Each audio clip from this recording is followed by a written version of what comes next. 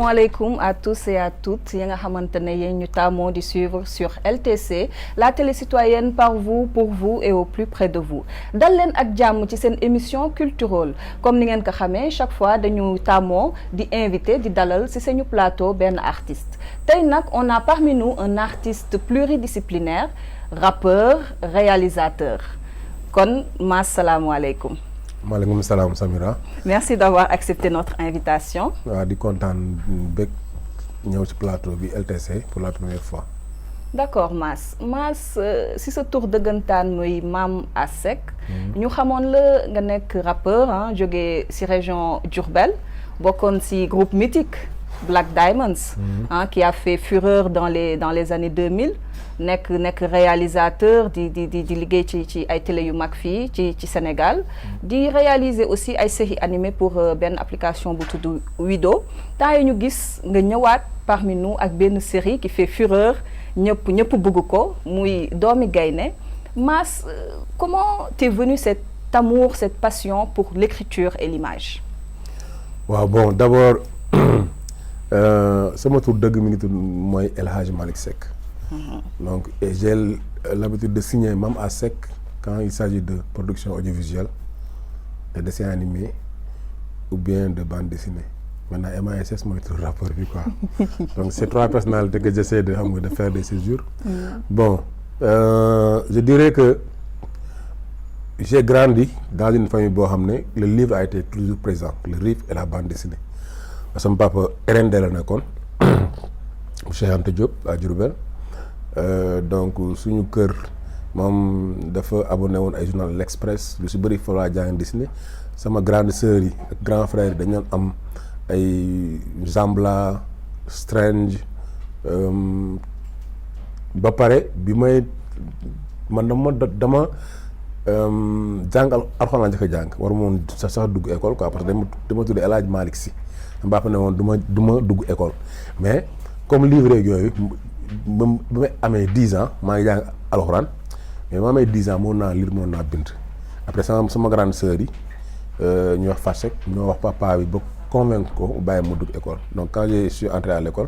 effectivement dama def 6e après ñu tewal ma 5e ma def 4e ñu tewal ma 3e ma def 2e ak kii quoi tu vois ma teel bëggoon aussi lire mythologie yi muy grec inca maya égyptienne donc yooyu yëpp guddi gi dama doon nekk sous la couverture xam nga taal sama kii ay conte de Sinbad tu vois tellement d'histoire et comme on dit c'est comme quand tu respires à un moment donné da ngay expirer donc loolu moo taxoon bon à Diourbel la ma doon defar ay bande dessinée donc premier prix bi ma amoon c'est en CM2 j'avais gagné le premier prix du dessin pour enfants. À l'époque, je me rappelle, 20 000 francs la ñu joxoon ak benn kii, tu vois. Ma ñëwee aussi université en 98 ma amee sama bac. J'ai aussi gagné benn prix boo xam ne plan international la. En fait, c'était des scénarios pour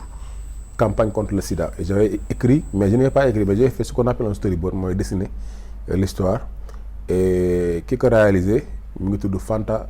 Fifi Nakro, c'est une Burkinabé, grande réalisatrice. À l'époque, j'avais 20 ans. Boobu aussi c'est le deuxième prix que j'ai côté cinéma quoi. Donc la musique c'est venu après naturellement parce que bon ñun dañoo commencé par la danse mooy temps où xam nga Oscar des vacances on est venu à Oscar des vacances lu si bëri. On a participé ak Black Power après ñu def suñu groupe Black Eagles man je m'occupe plus de tout ce qui est costume décor dessin affaire yooyu quoi. Après danse bi sama benn grande sœur boo xam ne aussi mu ngi nekkoon Mariam Ba moom da doon indi des fois ay ok affaire yooyu des fois ay cassettes à l'époque mooy les toubistri affaire yooyu xam nga donc on écoutait tu vois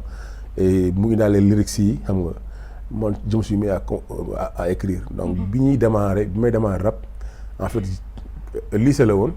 dans les années 95 mais j'écrivais pour beneen groupe xarnu bi et benn jour ñoom lañ dem mais dama bëggoon sawarang quoi ñu dem di enregistrer après ñoo ñu ne ma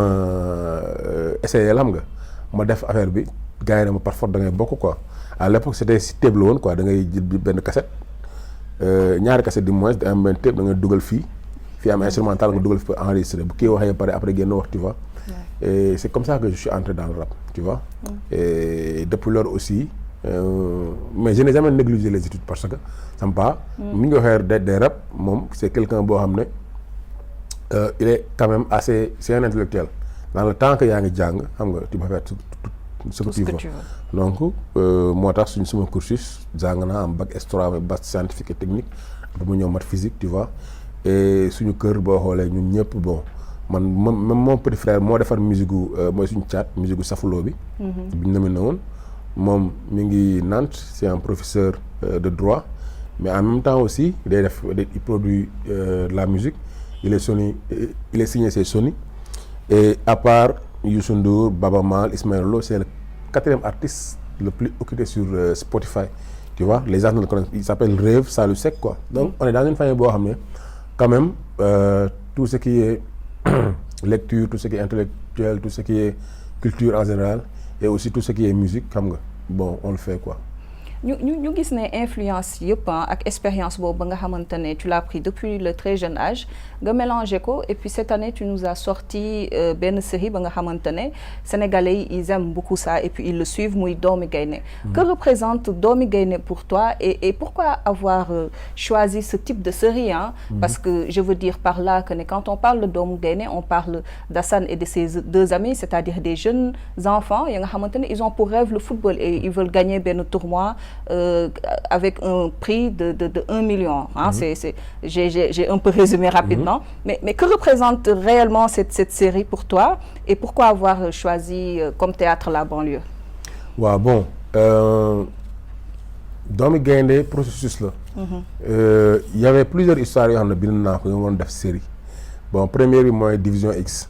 boo xam ne après bon j'ai eu un problème avec Canal. ba mi ngi nekk en ce moment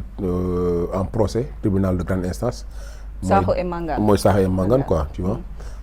Après bon Division X pour le moment bon man maa jël mën naa ko def ba dem ne damay bàyyi ba procès pare. Si je dois le faire je vais le faire quoi. Après il y avait une autre histoire boo xam ne je l'avais écrit si beneen sport et dans la banlieue mais le phénomène du sport du football comment dirais-je précisément daf may interpeller. Et comme banlieue fi ma nekk noonu dama fay enregistré mooy Guédiawaye studio Alioune Zik. Je me rends compte que ngoon si ni ñëpp dañ jouer football ci terrain yi ci kaw tali yi ci koñu ndaw yi te booy yi boo xoolee 90% ils ne portent que des maillots. Messi, Sadio Mané, Cristiano Ronaldo, tu vois, ils ne portent que des maillots. Et loolu dafa am impact boo xam ne nii mooy Sénégal c'est un pays de 16 millions d'habitants et pourtant nous sommes 20e niveau mondial classement mondial FIFA premier classement FIFA Afrique. Donc ma ne ñoom Sadio Mané ñoom Gana Gueye ñoom Kouyaté ñu si bëri Sarr ce serait intéressant pour le Sénégal mais aussi pour le monde ñu xam lu ñuy wax le backstory mooy l'histoire qui se tient derrière ces enfants-là. Comment Sadio Mané de Bambali a su gravir ba egg foofu. Donc football bi c'est juste un prétexte pour raconter en fait histoire boo nekkee ci banlieue bi quel que soit ce que tu fais nan nga mën a amee benn rêve à un moment donné et tu gardes ce rêve là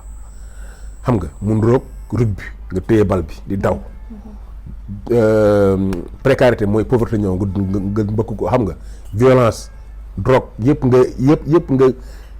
xeex ak ñoom xam nga ba traverser ba mën a réaliser sa rêve. Donc bokkul ak ki nga xam ne dafa nekk ci famille boo xam ne peut-être aisé na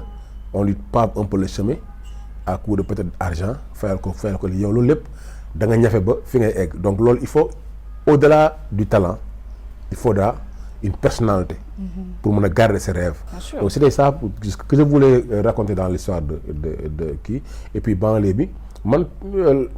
les inégalités sociales dafa nekk ci boo xam dafa ma intéressé quoi tu vois. Et je pense que à travers raconter la quête là de 100 000 francs qui est une somme même boo ko waxee ñoom seen papier yi dañu leen di jaaxal. boo yooyu am fit ne quand on rêve on peut rêver de tout xam nga donc ñoom xamuñu sax ndax 100 000 lu mu toll quoi parce que li ñu gis mooy bëgg nañu lii ñoom am nañ 5 000 am nañ 3 000 xam nga am nañ 20 000 am nañ 30 000 ils comptent 1000 par 1000 et ils ne voient pas mais ce qu'ils voient ce n'est pas les 100 000 mais ils voient participer. Et dans la tête des gens mooy loolu mooy quand tu es quelque part boo bëggee egg fenn tu ne vois pas les difficultés xam nga parce que dès l'instant que yow nga ne bon mënul nekk rek tu es battu. Bien sûr. Mais dès l'instant que tu dis ok moi je vais le faire même bu nekk tu réussis pas tu étais en chemin quoi tu vois. Mais au-delà de l'histoire principale, c'est-à-dire Assane et ses amis, il y a aussi beaucoup d'intrigues dans l'intrigue. Tu vois, comme par exemple ce que tu viens d'expliquer, c'est-à-dire que c'est la loi de l'attractivité. Lépp la nga xamante ne moom nga bëgg, da ngay def de telle sorte que nga am ko après da nga koy am. Et aussi la drogue, la présence de la drogue, de l'alcool, et même on voit aussi que dans la banlieue, il n'y a pas plus féministe parce que soo xoolee yaayu Assane, c'est elle qui va travailler, qui va ramener day jaay ndekki, moom mooy joxe dépense seen kër, moom mooy suivre Assane, genre c'est études yi, c'est elle qui est à la fois sévère, mais qui est à la fois, elle a envie que son fils réussisse. Parce que tellement il y a de l'influence dans la banlieue, il y a des tentations qu'elle veut cadrer doomam, tu vois. Mais il y a benn personnage ba nga xamante ne on l'a redécouvert dans la série, muy Lamarana, qu'on voyait tout le temps dans des personnages très drôles. Là mu incarné par Cress. Bëgg naa ñu ñëwaat ci Lamarana parce que moom il pose la problématique des codes sociaux. Parce que moom mi ngi ci koñ bi dëkk moom kase, amul jabar, amul doom, c'est amul parent, et on lui prête tout, hein. Et soo demee day dagg bopp xale yi, day tux ay bon, on lui prête tout parce que dans nos sociétés, on n'a pas l'habitude de voir un individu évoluer seul. Comment est-ce que ça s'est fait rôle par Crespi, et comment l'idée était venue de réhabiliter Lamarana qu'on n'a pas vu depuis très longtemps dans ce rôle-là, personnage bi nga xam ne tàmmu ñu gis Lamarana di jouer ay rôles yu sérieux. Effectivement. Bon, il faut dire que l'histoire aussi mën naa ne en partie autobiographie la. Parce que ñun bi ñu nekk xale dañ nekkoon ci école de football. Ki ñu yore woon Pa Cress la tudd. Donc c'est un personnage qui existe vraiment mi ngi Diourbel xam nga ma koy nuyuwaale de passage. Et puis amoon nañ benn rapport mooy en fait yow boo nekkee xale ni ngay gisee ay mag yu lay jox seen temps parce que le plus important, que ce soit les parents ou bien même dans la famille, ce n'est pas toujours l'argent, mais c'est le temps que tu donnes à quelqu'un. Loolu mooy retour de respect. C'est-à-dire les codes suñu codes yi ci famille dafa brisé wu. Mooy tey à un moment donné Pa Cress li mu leen wax moom moo gën a dugg sa boppam quand même que papa. Tu vois, dans nos sociétés, il arrive un moment où papa am na lu mu mën a wax ak doomam, yaay am na lu mu mën a wax ak doomam. C'est pourquoi ndijaay wala bàjjen am na loo xam ne mën na ko wax ak jarbaatam mu àgg si moom te loolu papa ak yaay duñ ko mën. Lui il représente ça mooy que quelqu'un boo xam ne il est expérimenté dans ce qu'il fait, xam na booy yi moom découvrir nañ ko ni mu tegee dal bal kii parce que loolu pour ñoom loolu lañ ko jàppee quoi. te xam nañ ne kii buy wax ak ñoom si li ñu bëgg si la leen di xëcc mooy dañ bëgg football, mais football bi de da ngeen di jàng, da ngeen am note, da ngeen am léegi lii xam nga. parce que xale aussi quel que soit moom développement au cerveau des fois à un moment donné day bëgg dara nga teg ko ay conditions xam nga mu remplir conditions yooyu pour egg foofu yow tamit nga am li nga bëgg. Tu vois, donc ça veut dire loolu noonu c'est perpétuel cycle la moo tax personnage Pa Cress bi pourquoi j'ai choisi Lama parce que physiquement dafa xaw a ndro mooy que nag bon dafa xaw a ndaw et tout, et aussi je voulais comme li nga wax défi bi mooy Lama même bu ñuy tourner fu mu taxaw gars yi dañu koy retaan Lama xam nga ak ku àndandoon affaire yi quoi tu vois. Mais léegi on s'est parlé hier mu ne ma léegi booy ko ñi Pa Cress rek lañ koy wax doolu dégg Lama quoi tu vois. Pour dire que pour chaque fois dañuy wax coach xam nga, et même il est devenu benn icône comme entraîneur boo xam ne pour réussir l'impossible. waaye da ngay gis gars yi def collage Pa Cress Aliou Cissé na joran Pa Cress équipe bi tu vois xam nga. Donc ça veut dire quoi, ça veut dire que on crée un imaginaire boo xam ne si les gens l'adoptent xam nga c'est une satisfaction. Beneen mooy effectivement il y a plusieurs thèmes qui ont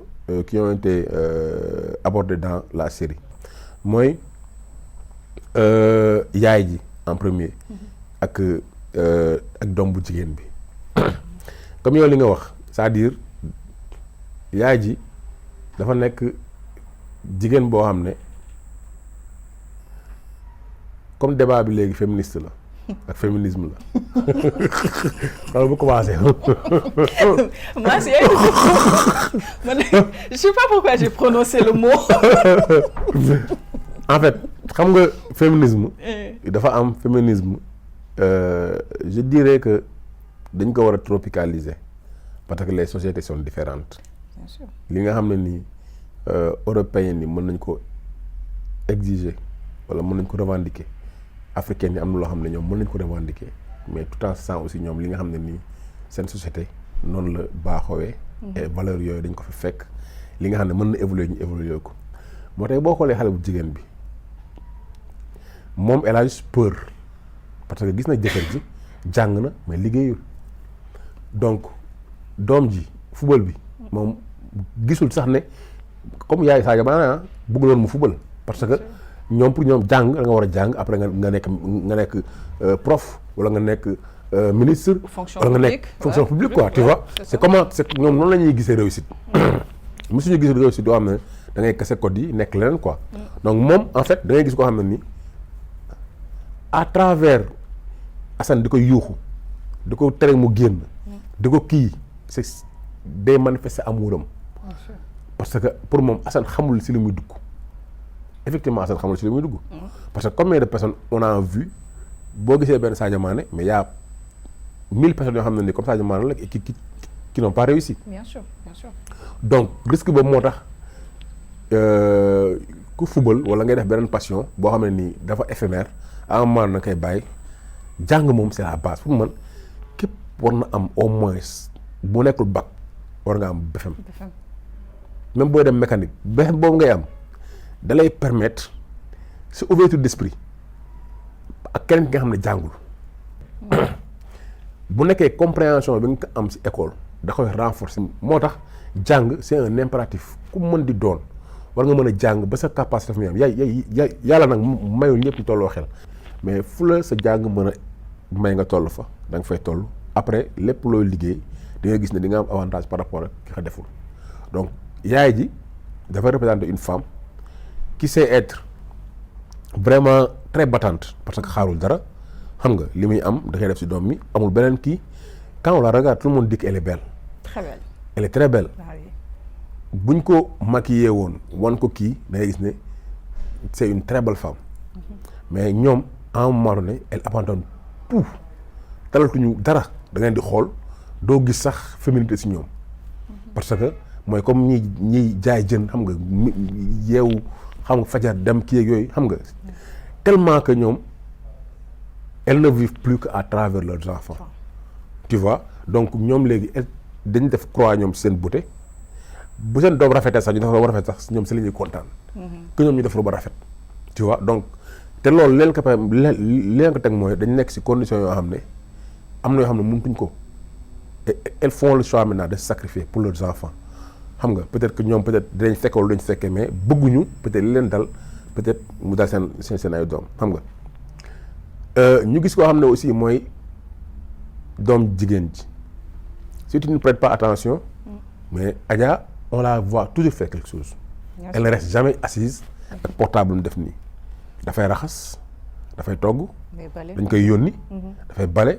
dafay participer même ci li muy liggéey defaral macaroni bi yóbbul table bi xam nga et toujours à côté de sa mère. toujours à côté de sa mère pour bu kii di dëbb moom mi ngi yëngal cin li tu vois bu kii di lii parce que loolu dañ ñu gis suñu ay parents mooy que xale buy toog ci peggu ndeyam am na lu bëri loo xam ne da ko ci jàngale dina mën togg dina mën fóot dina mën lii te loolu da koy def naturellement kenn du ko imposer mais léegi xale yu jigéen ci bëri ñaata ñoo mën fóot ba amatul ñu mën mooñ amul ñu mën suppa kànja bëriw kiiwul xam nga donc te loolu en fait mënoo ne yow société bi dafa changé yow nga bëgg a jëm la lépp ci yow parce que mais pourtant par rapport à scène yooyu ça aurait été intéressant quand même ci série bi qu'on voit que dañu war a éduquer les hommes et les femmes que ne Assane tamit ñu gis ko muy nekk di dëbb ak ci wetu yaayam nga gis Adja di raxas loolu ça aurait été une scène ba nga xamante ne ça aurait été intéressant de voir ça dans d'autres aînés. gis nga am na bon dañoo wax naan am na yenn ñoo xam ne dañuy jàng sama papa dañoon tere ñu jàng ay ñu togg ak ay yooyu doon mais Assane dinañ ko gis ci changement am processus boobu mu teel a yeewu bale yóbbu yaayam def lépp tu vois donc góor mën na bale yaayam. Bien sûr. Tu vois mais pour man peut-être que loolu ça ne concerne que moi am na yenn activités yoo xam ne nii peut-être góor day togg gars yi ñu ko jàng xam nga mais pour man am na mooy comme yenn couleurs yeeg yenn affaires yi tu vois je me dis que am na góor lu mu moom ak lu jigéen moom loo xam ne nii ci féminité la ak lu ñu mën di wax jigéen dafa am place boo xam ne am na ko importante boo xam ne depuis notre histoire ñun fi ñu teg jigéen tubaab bi teguñu fi seen jigéen. mooy boo amee Lat Joor Ngoone Latiir Jóob Ngoone Latiir c'est sa mère. Bien sûr. donc nga jël ñu si bëri boo leen di chaque fois dañuy wax seen turu yaay si biir c'est-à-dire man ma am doom dañuy wax turam ki ma ko tuddee toftal ci turu yaayam doog ci teg sama sant. Bien sûr, wow. Mais les sociétés avant, elles étaient matriarcales. Wow, elles étaient matriarcales. La charte de Korokan Fouga, les femmes et les hommes sont sous l'arbre à pala pour prendre les décisions. Ouais. Légui, place boobu da ngay gis ne c'est central ci enseignement wu Assane am na loo xam ne jigéen moo koy def am na loo xam ne góor moo koy def moo tax léegi mère célibataire yi yar seen ay doom si ay appartement yi doom yu góor dafa am affaire yu bëri yoo xam ne soo exposé parce que dafa am koo xam ne nii suñu papa ñu si bëri duñ sax woon wax ak ñun ay toog nii kaay xam nga non par exemple ñun rapport yi am si ay doom ak nii parce que dafay représenté koo xam ne nii il est un peu distant c'est-à-dire bu duggee si kër gi rek même boo leen doon kii sax xam nga am na attitude boo leen di kii parce que personnalité boobu lay représenté xam nga yuux yi non bul sa baat mu jëm kaw wala bul yuux li wala non bul def lii non bul def lii xam nga non jouet bi non bul foo ak ay doom tubaab xam nga demal jël sa kii ak léegi lii tu vois dès l'instant que on construit xam nga mooy comme li affaire genre di wax mooy nekk góor ñun suñu société yëpp la c'est pas quelque chose boo xam ne da ngay am awra góor a nekk góor même suñu société yi mooy yow bi ngay màgg bi nga juddoo ba ngay màgg dañ lay construire nga nekk góor doo jooy góor du jooy du lii parce que xam nga boo dugg néegu góor ñu bëri dañ koy def léegi et man peut-être je suis contre mooy bi ñuy xarafal seen ay doom dañuy jiite ñu xarafal leen amuñu benn souvenir alors que société yëpp dafa am cérémonie de passage de la puberté xam nga vers l'homme bu njëkk ñun dañu doon foog ay xale yu jigéen bu ñu goree garab teg ni may papa may yaay ji ay xam nga léegi lii mais boo demee ba xaraf non doo ànd doo toog ay góor doo toog ay jigéen ay foo non góor ñi si góor ñi jigéen ñi si jigéen ñi c'est-à-dire même ñi nga xam ne nii xarafuñu sax doo leen ànd xam nga non kii xaraful ak léegi c'est-à-dire léegi da ngay te loolu na société yëpp la am société yi nga xam ne nii ay société primitive la ñu ngi ci biir forêt bi boo dem am na ñoo xam ne nii da ngay tëb ci kii am na ñoo xam ne nii ay melentaan lañu teg xam nga dooy jooy am na ñoo xam ne dañuy dóorante ay yet am na ñoo xam ne dañuy xam nga donc loolu noonu passage virilité boobu noonu dafa am importance dans la construction mooy que nag société góor la ak jigéen bu ñu demee am genre boo xam ne ni xamul góor xamul jigéen man keroog dañuy seetaan dessin animé sama doomu jigéen ne ma papa kii góor la wala jigéen ab xale la j'ai eu du mal à lui répondre parce que effectivement nee naa ko jigéen la après may toog di déglu ndax kii jigéen wala góor la donc quand mu egg société boo xam ne t'as du mal à faire la différence entre góor ak jigéen moo tax ci série bi y a une place pour la femme mais place boobu aussi parce que boo xoolee la mère d'Assane mais c'est la chef de famille à un moment donné c'est la chef de famille donc chef de famille ça n'a rien à voir ak góor la wala jigéen la bien sûr parce que moom mooy indi la pitance moom mooy kii Assane mooy kii mooy elle fait tout Et on a vu que aussi dans la série, il y a un déclic du côté de Papou Assane parce qu'on a vu qu'à un certain moment, père, il ne travaille pas. Et puis son ami d'enfance est revenu vers lui. Il a influencé et puis il est retombé dans des addictions. Peut-être c'est parce qu'il est au chômage. Peut-être aussi il subissait mal, frustration. Boy, xulo ak jabar ji. Xulo yi ak jabar ji et tout. Légui mu am sen police bi où tout le temps la femme avant da ko daan wax yow sa jang bi xawma lum lay jariñ parce que yow amo liggéey amo dara.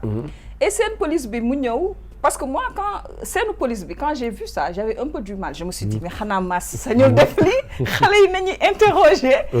Tu vois comme ça on n'a pas prévenu leurs parents comme ça des mineurs ñu nek ni ci poste police ñu leen di interroger mané li amul fenn. Après, quand le père d'Assane est venu direct, il a foncé dedans. Parce que, comme nous nous expliqué ça, que nul n'est censé ignorer la loi, remettre les policiers à leur place, même si ce sont des enfants, ils ont leurs droits, nous sommes des tuteurs légaux, vous ne devez pas les interroger sans nous, et tout. Il a repris d'un côté sa place centrale, c'est-à-dire que il est venu, il a repris les choses en main et depuis ce jour-là, après, il a changé. Même si avant, il y a eu aussi la scène Makibi, avec l'arme secrète de la France-Afrique sur la table du Maki. Après, il n'a pas fait sa commande de Fodjok Moudam. Et on voit ça, que à un certain moment aussi, tu fais référence à beaucoup de livres. Tu mets ça dans des scènes. Tu filmes bi, Makibi, après on va en parler avec Awa aussi chez sa maman. Et ça c'était assez intéressant je trouve. Non, effectivement, par exemple,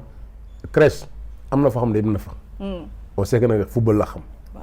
Mais même ci kii boobu noonu peut-être xamul lu muy def.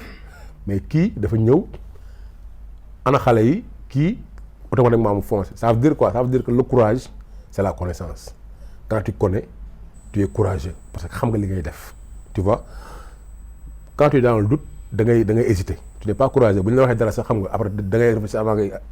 moom il était venu te xam na li mu waroon def. Mooy quand l'épisode est passé ñu si bëri par exemple on voit le parent yaay ji mënul nelaw mu ngi toog moom man dama tëddi ama est-ce que bëgg na ko wala bëgg ko ñenn ñaan noonu xoolal sa yaay mooy sonn parce que yaay ji moom mënul. Parce que en fait foofu la góor ak jigéen yu bëri di wutee am na si mooy góor peut-être mën na nekk si pragmatisme quoi mais pragmatisme boobu mën nga ko jàpp ne dafa doyadil. Donc lii nii dafay am day arrivé tout le temps mooy ay xale ay policiers jàpp leen di leen interroger te loolu noonu ça arrive man j'ai subi ça. Ah bon? À 2 reprises. Étant mineur et boo xam ne la première fois boobu ba léegi man lu ñuy wax traumatisme maa ngi def CM1 je pense suñu institutrice daal mi envoyé xaw ma fan à Diourbel ci benn bureau ma ñëw ma romb ay grand yu toog xam nga nuyu ma leen quoi mu dugg si biir noonu xam nga pour laaj si biir bureau bi man daal jékki-jékki rek ma dégg mbéj xam nga après kam boo nekkee booy nii gisee grand yi quoi xam nga mu tiim ma xam nga jàpp après dugal ma si benn grille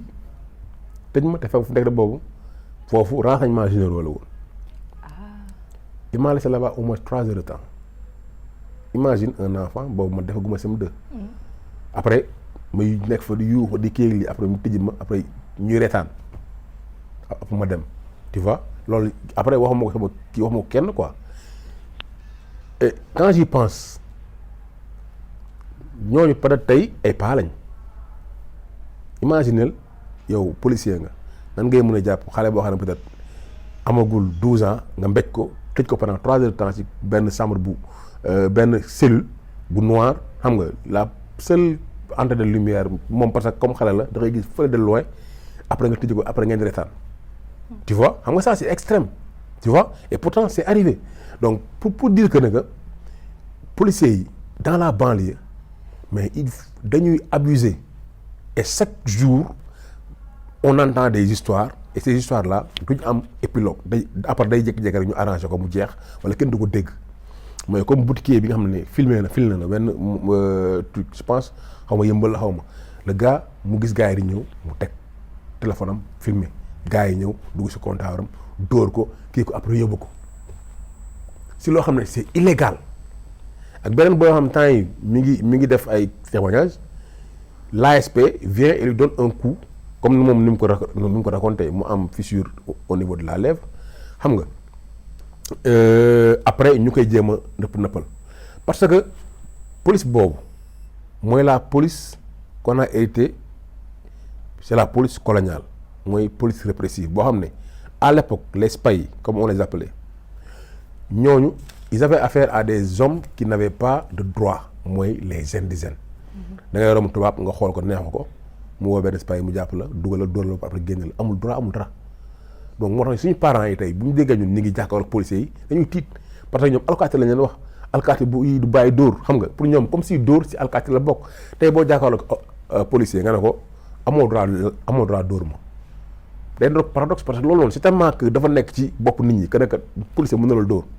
maintenant on évolue parce que les histoires ñi ngi koy raconter nit ñi ngi xam nga ñi nga xam seen droit loolu noonu si bëri te tey parent bu police ñëw sa kër te dafay jël sa doom boo xam ne ni mineur la bu la neexee nga bañ xam nga bu la neexee nga laaj ko convocation bu demee aussi même bu ñu koy interroger yow da nga par force da ngay dugg si biir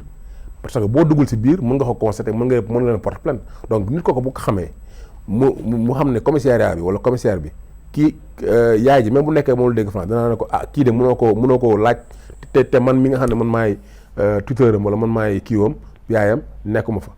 donc lu mu dof dina xam ne kii bu problème bi génnee peut-être il est exposé bu boobaa moom dina jël ay mesures et c'est aussi des enseignements par rapport ak loolu quoi. pour wane ne tamit en fait cinéma propagande la mais enseignement la. xam nga beneen bi mooy papa ji comment est-ce qu'on l'a présenté comme quelqu'un de cultivé effectivement mooy li muy laax français mais il parle pas tout le temps français mais aussi livre am pa bi gis nañ ci loxoom mooy l'arme secrète de la France Afrique muy le franc CFA nga xam ne Ndongo Sylla moo ko bind ak Pigot gis nañ ci loxoom aussi livre Faty Dieng bi 37 waaw chambre 37 gis nañ aussi ci livre am Stephen Hawkins en fait c'est un astrologue xam nga le livre La tête dans les étoiles la moom mooy livre boo xam ne boo affaire astronomie lay wax quoi donc ça veut dire quoi quelqu'un buy lire affaire astronomie buy lire affaire économie xam nga buy lire aussi des trucs sociaux c'est quelqu'un de cultivé maintenant après comment est-ce que tu peux lire des trucs yoo xam ne tu as la tête dans les étoiles xam nga bay kii après yow tu vas voler quoi des trucs tellement xam nga ça quoi tu vois après c'est un peu le paradoxe mooy jàng na mais dafay xeeb ay liggéey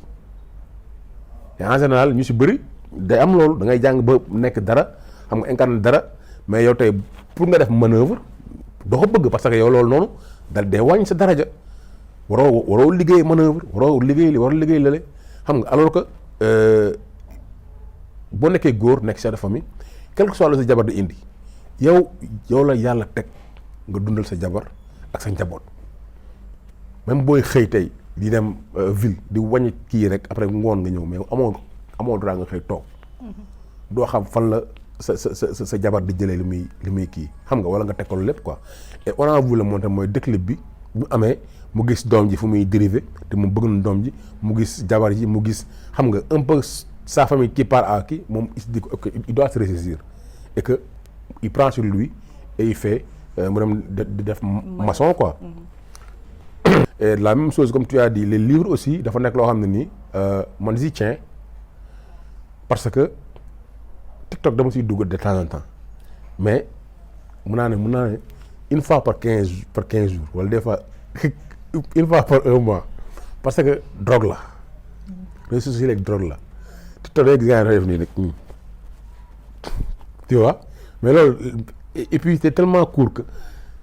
léegi sax da ngay am problème yow pour seetaan benn film 2 heures temps wala pour lire un livre wala texte yi muy livre wala grand article ñu ba léegi amatuñu temps lire ko mais plus en fait seen unité de mesure de temps nekkatul par exemple ñu jël benn 1 heure de temps di lire benn un long texte de réflexion comme ça nekk ñoom présent ak ñoom ñu si bëri léegi ils sont là mais ils ne sont pas présents et c'est ce qui fait que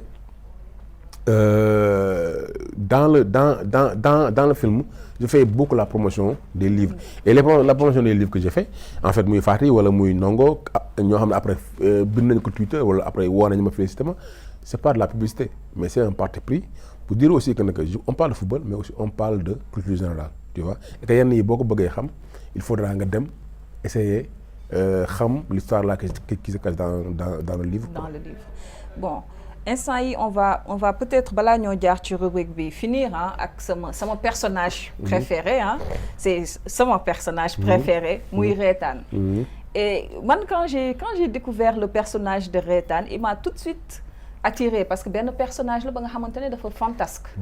tu vois et qui fait un peu quand même Robin des Bois on sait qu'il est dans l'illégalité mais on dirait que ci illégalité bi il essaie un peu d'assainir koñ bi tu vois même si mooy capot bu mag bi protéger na xale yi tu vois donc comme si pour dire que aujourd'hui il y a beaucoup de bandits ya nga xamante ne ils ont dérivé parce que comme tu as dit genre ku nekk miroir u keneen la c'est-à-dire c'est dès le plus bas âge quoi l'influence les parents et tout mais que c'est quelqu'un avec un fond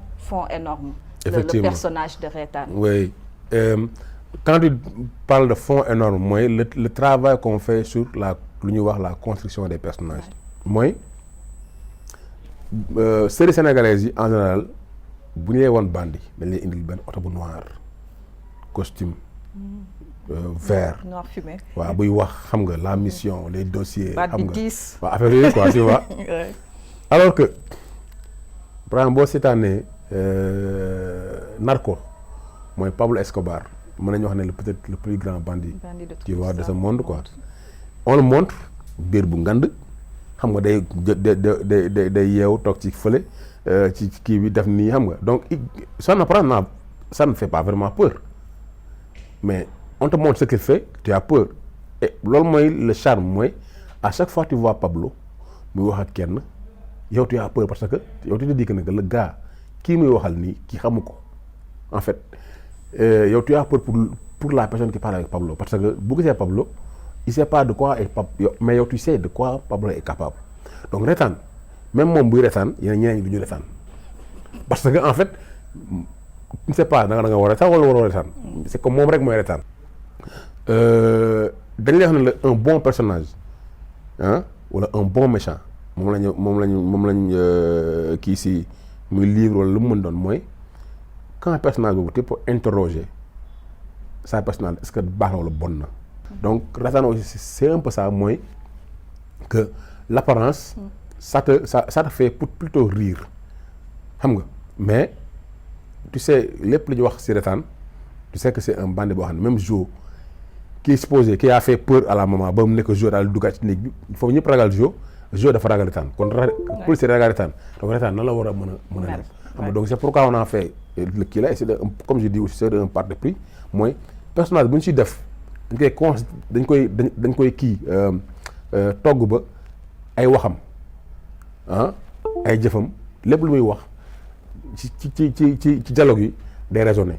Reetaan jéegal ci kaw saret bi après ça devient iconique xam nga après fii xam nga am nañu ñàkk mais am na ku ñàkk jom tu vois donc on est pauvre xam nga mais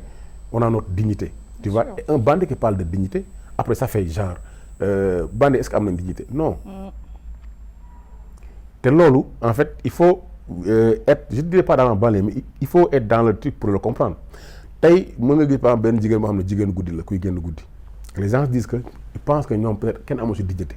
mais boo xoolee fu ñu jógee ak lu ñuy def des fois boo leen fréquenter mën nga leen jox circonstances atténuantes te am na ci ñoom peut-être ñoo xam ne mën nañ am ay affaires yu ñuy bañ am na jigéen boo xam ne nii pour moom jigéenu bu gënul def la am na lu muy nangu te peut-être que ñële même si seen bon boobu am na lu ñuy bañ tu vois c'est-à-dire dignité boobu ce n'est pas juste un truc tu es noir ou tu es blanc les lignes ne sont pas aussi nettes xam nga à passer et aussi damay indiwaat le personnage de Joker comme nous dit mooy day Reetaan xam nga le personnage de Yadikon à notre Robin des Bois parce que Yadikon mooy suñu Robin des Bois et puis il a réellement existé xam nga mooy koo xam ne nii dafay jël ci riche yi ñu jox ci pauvre yi quoi tu vois. donc c'est des personnes yoo xam ne ni bon day introduire société bi et puis même certains disent que Reetaan dafa war a am série boppam quoi tu vois. et puis on a envie de connaître davantage Reetaan comment est-ce qu'il est xam nga fu mu jógee ak l'histoire qui est derrière ce personnage quoi. En tout cas man sama mooy sama personnage préféré et puis dans l'ensemble da ngay gis ne ak doomu gaynde il y a l'intrigue principale. muy Assane Petit Momar ak seen rêve de football. mais toutes les histoires yi nga xamante ne ñoo nekk dans l'intrigue principale li ngay wax noonu que les lignes ne sont pas droites. ça ramène un peu rek au yin et au yang. genre il y a du bien dans du mal et du mal dans du bien. et quand on analyse bien les situations des fois le coupable peut être la victime de beaucoup de choses. parce que nit ki la nga xamante ne mooy def nit ki c'est la famille, l'environnement, l'éducation, c'est beaucoup de choses et à travers la série on se plonge vraiment dans la banlieue et dans ce qu'ils vivent. donc xam naa après nag dinañ dugg ci l'autre côté. mais balaa ñoo dem ci loolu Mass parce que émission bi c'est vraiment pour qu'on puisse découvrir les messages que tu véhicules à travers tes œuvres aujourd'hui à travers la série mais aussi qu'on ñu découvrir benn partie ba nga xamante ne nit ci xamuñu ko woon ci moom. léegi pour ça dañuy dem ci rubrique témoignage. ñu dem seeti kenn ka nga xamante ne moom dafa ñëw wax ñu. un peu sur toi ñu dem xooli rubrique témoignage ñëwaat léegi ci plateau. Mass moom soo ma ko laajee dama ciy sawar wax quoi parce que wax dëgg fa yàlla waajooju borom baax la quoi. maa ngi moom nekkuñu ay amis pros yooyu quoi pour mu leerus tamit mais nekk na quelqu'un koo xam ni. une fois côtoyé nga ko rek lu rafet rek ngay gis ci moom. je me rappelle ay période bi fi Omzo nekkee OMG ko xam nga Omzo on a eu à bosser ensemble maa ko doon manager et jamono yooyu am benn spectacle bu ñu jógee woon temps sax su mu approché woon rafetlu liggéey bi Omzo def ak affaire yooyu noonu mais avec le temps aussi tamit As jarbaatu Omzo ñaan ko Nazir moom it jëy job ci Mass aussi tamit et c'est par le biais de Naz aussi tamit permettre na tax may mën di côtoyer. et mu nekk koo xam ne dafa am vision tamit ci hip hop parce que jamono je me rappelle suñuy wax ñun ci affaire yi underground bi lañ doon waxtaan ci nouvelle génération bi loolu yàgg la ma ak moom. maintenant nag ñuy dem ba bi ma amee idée wu Open Door en 2014 ma waxtaan ci ak Naz parce que comme Mass day job ci milieu télé yi en plus ma ne doon na ci gën bu ñu ko approché moom mu orienté ñu fastel ñu bëri. Naz ma pourquoi pas waxtaan ceeg moom ma approché ko présenté ko le projet mu rafetlu ko nag quoi et bi mu ko rafetloo moom nag li ma ci jàngat moom nekkul genre buy wax quoi c'est-à-dire genre buy wax wane ni moom dina la defal dina def laa non c'est-à-dire di ngeen discuter mu wax ay idées ak affaire yooyu jàppal baay mais à ma dernière surprise bon ndekete moom jotoon na wax ak lu mel ni Abdoul 2STV doomu El Hadj Ndiaye bi ba man bi ma ñëwee mu ne ma mettre naa la ak rapport ak Abdoul demal nga gis ko après moom dinañ xool ni mu jox ma benn enveloppe. Abdoul dina enveloppe bi benn chèque la ci def chèque jour boobu moom moo fay spot bi war a jàll 2STV quoi pour Open Door mu nekk affaire bu ma yéem quoi ma ne mais attends kii man dañ doon waxtaan ma proposé affaire bi nii rek ndekete def na ci lii lépp loo xam ni waxtaanu ci sax ak man enveloppe def ci chèque jour bi ma yóbbee enveloppe bi Abdoul mi ngi ko la ci laa xam ni chèque la def chèque boobu moom moo fay spot yi war a jàll 2S pour spot yi et leneen li mooy que même équipe am bi ñoo job conception affiche bi c'est-à-dire logistique bi sax moom moo ñu accompagner pour ñu def ko en retour xaaru ci dërëm waxul jox ma nangam sangam affaire yooyu mu nekk affaire bu ma marqué affaire bu grave boo xam ni ba au moins je parle ba nii fu ñu waxee Mass rek loolu la sama xel di dem automatiquement. je me rappelle année boobu moo ma doon suggéré sax pour ñu boole ci dip ci Open Door yi ma ne ko non dip génnewul te critère Open Door il faut nga génne mu ne ma non xam naa jëlal booy bi génnewul mais booy bi dafa tàng. gis nga li yàlla def tey gis nga dip bi nekk au sommet et yàlla def na boobulee sax dip mu suñu am chance mu participer ci Open Door ak affaire yooyu noonu quoi donc mu quelqu'un koo xam ne moom dafa am vision ci hip hop bi comme ni ma ko waxee au début lu ñu daan waxtaan lu ci bëri ci rap bi ci nouvelle génération bi et dañ daan toog sax mu may expliquer comme quoi que ay ambition ba kon na ci jàppale cité 4 artistes te période boobu sax wane woon na loolu parce que jamono yooyu sax Rosso bokkoon na ci Rosso bi Jamiru et période boobu sax defoon na benn vidéo Rosso affaire yooyu donc mu nekk quelqu'un xam gaayen bu généreux la dafa yàgg di jàppale nit ñi ci joobam de même que ci milieu hip hop bi te en retour xaaru ci dara quoi donc moo tax yi ma ne soo ma ko laajee dama si sawrax parce que lu ma dund ak moom la bon lii lu ma dund ak moom la ma wax ko mais n'empêche am na yeneen yu mu dund ak tamit yeneen gars yi ci milieu bi yi affaire yu nice mais bii moom dama ciy sawar wax moom la non man dama koy seetaan du ma ko rate sama gàlle même sama doom yi sax benn instant jàpp nañ ni sax ñoom doomu gaynde dafa war a am chaque jour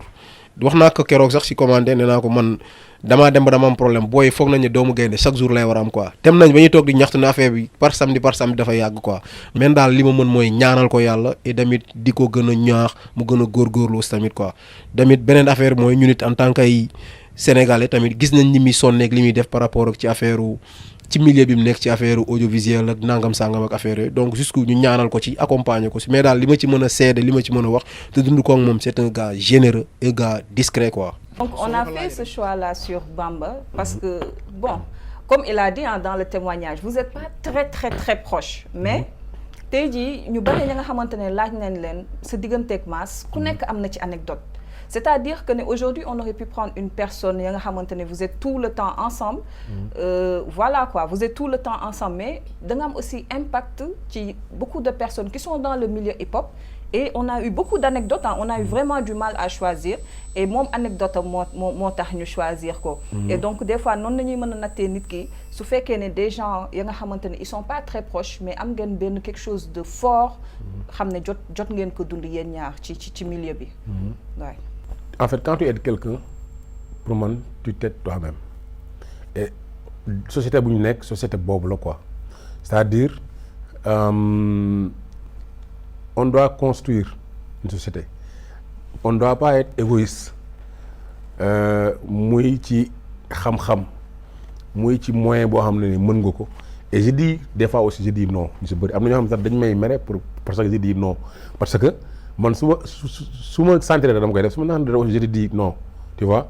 parce que loolu peut-être des fois sur le coup am na si ñoo xam ne nii du leen neex mais bu ñu demee ba sa kanam tu vas comprendre que ne mooy li nga xam mag day taxaw te toog di gis lu bëri xam nga peut-être que loolu ma doon wax peut-être que pour leneen la woon tu vois mais je veux être man quitte avec ma conscience donc Bamba effectivement j'ai vu que ne que ñu ngi si banlieue bi mais dañuy jéem a def ay affaire tu vois à l'époque di jéem a def open doors avec tout ce qui est comme jël grand théâtre xam nga ak télé ni mu seere ak affaire xam nga donc j'ai vu que nag am na loo xam ne bëgg nañ ko quoi tu vois d'artistes de la banlieue waaw donc am na loo xam ne aussi bëgg nañ ko et c'était pas facile am na loo xam ne nag boo demee ba benn moment di nga ko mën nga def ko mais li fay eggale peut-être relationnel la man relation bu nekkee ne man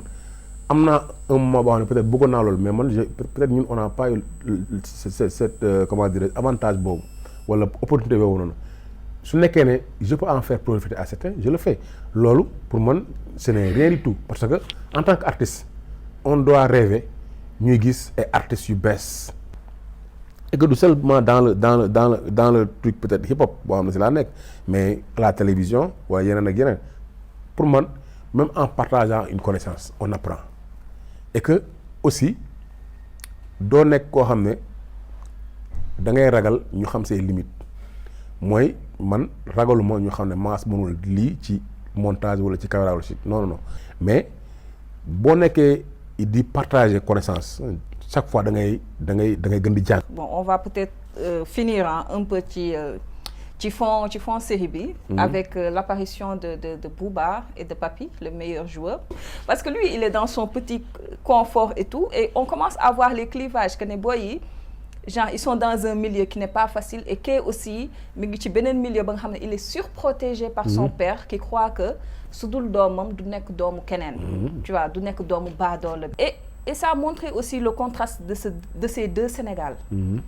ba nga xamante ne bon pour moi ça a été benn bombe à retardement moo jur ay affaires yu bari nga xam ne jot na fee xew que il y a beaucoup de riches qui sont encore plus riches et de pauvres qui sont encore plus pauvres et qui créent beaucoup de frustration et que ñu gis ko tamit ci série bi donc man je me dis donc Doomu Gaynde c'est vraiment le miroir de la société. Oui c'est effectivement c'est le miroir de la société et puis famille yëpp dañuy am problème mu nekk pauvre mu nekk riche. Des gens pensent que des fois boo amee xaalis rek tous tes problèmes sont réglés mais boo amee mille ay problème 1000 ngay am boo amee milliards ay problème milliards ngay am donc il faut nga retrouver benn équilibre boo xam ne nii moom entre la générosité et le bonheur xam nga am na foo xam ne nii bon y a pas une formule exacte qui donne ça quoi. Booba en fait je dirais c'est le nouveau méchant du film parce que film yi boo xoolee lu muy évoluer on voit des méchants xam nga qui n'en deviennent des fois pas quand tu les connais tu vois et Booba il arrive et on voit tout son dédain à travers kii mais loolu même am na benn instant mu wax affaire yoo xam ne peut-être si Sadio Mané la Sadio moo dit non fi mu tombé il faut nga dindi ko tu vois. Ma femme l'a dit en me disant que dafa day wax ne Sadio Mané mi nga jógee au fin fond de la Casamance si diggu Ñankatang ba te ñii nii fi lañ dëkk rek xam nga gis nga Sadio fa mu egsi tu vois mais ça day magnifier parcours Sadio. beneen bi mooy comme tu as dit miroir mooy da ngay taxaw jàkkaarloo milliard bi sa loxo ndeyjoor mooy nekk sa loxo càmmoñ mooy nekk sa loxo ndeyjoor tu vois ñaari famille en fait pratiquement qui dafa riche qui dafa pauvre. mais on verra que la famille là il y a des problèmes yoo xam ne qui risquent d'être des problèmes encore plus lourds à porter que les problèmes de la famille pauvre. Tu vois, et ça fait réfléchir que c'est pas toujours l'argent qui offre le bonheur, quoi. L'argent ne fait pas le bonheur. Donc aujourd'hui on a parlé, discuté nañ ci doomu gaynde, on est rentré dans l'intrigue principale, dans les intrigues dans l'intrigue, hein. Et bon, malheureusement il faut qu'on conclue. Et puis parler aussi des perspectives, parce que la série a très bien débuté, mais aussi comme tout à l'heure xaw nga ko cof, parler aussi du fond. Comment est-ce que Doomi Gaynde carbure? Est-ce que c'est vous avez le soutien de la FOPICA? Nous mu demee noonu. Et puis après nga parler ñu un peu ci comment est-ce que tu arrives à produire Doomi Gaynde? Depuis 2013 la mettre sur place Level Studio mu nekk studio de production audiovisuelle mais qui est centré sur les effets spéciaux, notamment dessin animé, animation, production d'émissions. Parce que avant maa ngi doon liggéey 2S mais j'étais très connu pour tout ce qui est effets spéciaux mooy animation After Effects, animation 3D boo xoolee spot yu bëri notamment Orange à l'époque yu si bëri man maa doon defar tout ce qui est animation. Et aussi premier programme ñu tuddee ko VAN vidéo animation numérique bu nekkoon Sip Info man maa bind programme bi man maa jàngal première promotion yi génn ci VAN boobu notamment ay skillographie ay Wanted ay Naz ay ñeneen ñu bëri ñoo xam ne tey ci monde audiovisuel bi muy télévision yëpp ci sama promotion yi la ñu bokkoon. Donc man j'ai pas eu la chance man jànguma audiovisuel en tant que tel ci école parce que maths physique laa def génie informatique génie électrique. Après maa bàyyi loolu lépp ne damay def li ma bëgg tu vois et je me suis attelé à faire ma propre formation jënd ay livres xam nga def formation donc bi ma liggéeyee 2S di def loolu comme freelance c'est la xalaat ne damay def créer structure boo xam ne c'est un gars que je salue dafa am kenn koo xam ne mu ngi tudd Cheikh Thiam moo nekkoon ancien directeur Soleil. À l'époque moom moo nekkoon ministère des finances donc doon gérer conférence BAD Banque africaine de développement mu woo ma ay côté 2007 yooyu noonu ma ñëw bureau mu ne dama gis liggéey bi ngay def 2S ma laajteel comme ñu def loolu ñu ne ma yow la mu damaa am conférence te damaa bëgg spot bi ak tout ce qui est vidéo nga defaral ma ko j'étais jeune tu vois mu ne ma ndax am nga société rek aw ma mu boole ma kenn koo koy defaral. ñaata ngay fayoo ko mën na ko temps la moom non dafa ndaw naa ko def triplé parce que loolu mooy budget bi tu vois et depuis lors lépp mu doon liggéey mën naa koy liggéeyal on est devenus très bons amis même mën naa ni sama grand frère la quoi et gis nga kooku nga xam ne nii par exemple il a vu juste son travail il est venu vers toi et créer la entreprise accompagner la donc man aussi tant que je le peux su mu nekkee gis koo xam ne même xawuma ko et que ma xam ne am na potentiel boobu je le fais parce que c'est comme ça que doit marcher un pays boo xam ne dañu bëgg développer wu quoi. Donc Level Studio vraiment comme depuis 2013 la def nañ léegi ñu def 8 ans on a eu vraiment ñu jënd ay caméras jënd lumière jënd tout donc tout ce qui est logistique déjà am nañ ko ba pare bi ñuy démarrer ku mel ne Nazir ku mel ne Aris ñoo démarrer côté technique mais bi ñuy démarrer aussi golf foofu ñi fa dëkk ñoo xam ne ay rappeurs la ñenn ñi duñu ay rappeurs mais ñenn ñi si milieu rap bi la par exemple dégg daaj moom moo joué rôle reetaan et c'est un technicien day defar son moom dafa nekkoon je l'ai utilisé comme quelqu'un boo xam ne mooy gérer régie parce que dafa il a comment dirais-je bonne humeur boobu la am xam nga kii tu vois on l'a formé mu nekk régisseur xam nga nekk peut-être homme à tout faire xam nga gérer am na ñeneen ñoo xam ne nii on les a formés ci caméra yoo xam ne nii Blackmagic la donc on a créé une équipe boo xam ne son foofu lañ dëkk si banlieue bi ci fi ñuy tourné la buñ doon des fois man rek maay jël caméra jël lépp wooteel ne leen j'arrive à 15 heures on tourne des scènes et j'amène mon matériel et ñoom ñooy tourner tu vois donc à travers la série on a aussi fait de la formation boo xam ne maintenant des gens yoo xam ne bu ñuy tourner ay clip ak caméra yu gën a kii te pourtant expérience bi ñu ngi ko jëlee ci tournage série bi c'est ça qui a fait que fay nañ nag ñëpp muy techniciens yi muy kii vraiment c'était très lourd tu vois. Donc tu n'as pas été accompagné par non. Des fonds comme Ifopica. Non amul benn fonds bu ma accompagné tu vois. Donc c'est sur fonds propres c'était quand même assez lourd et on n'a pas comment dirais-je pour la première saison là je ne pense pas qu'on va rentabiliser la série mais je pense que sur le long terme parce qu'on prévoit ñu def doublage bi en anglais et def ko en français et pays par pays on va aller ñu jaay leen ko parce que histoire bi c'est une histoire yoo xam ne nii qui est vendable xam nga parce que le football intéresse tout le monde xam nga Sadio Mané intéresse tout le monde tu vois et l'histoire qu'on raconte aussi c'est une histoire boo xam ne nii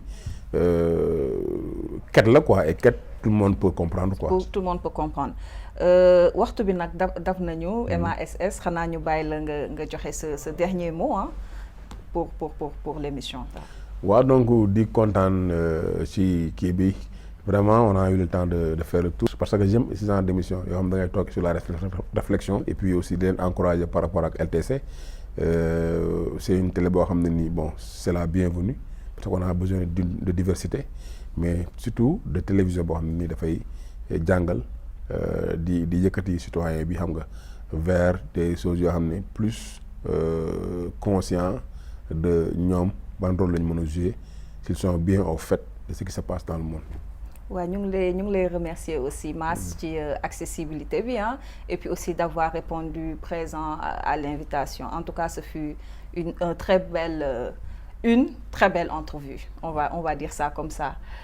kon loolu nañ leen andiloon ci seen émission culturelle xanaa di jaajëfee remercier toute l'équipe technique ña nga xamante ne ñoo tax tey jii ñu feeñ en passant de Amadou par Dieyna Latir tout le monde l'équipe de coordination May DG Ati et toute la LTC ñu ngi leen di dox dig daje ci beneen émission culturelle ak beneen invité c'était Samira Fall à la présentation sur LTC la télé citoyenne par vous pour vous et au plus près de vous jaajëfee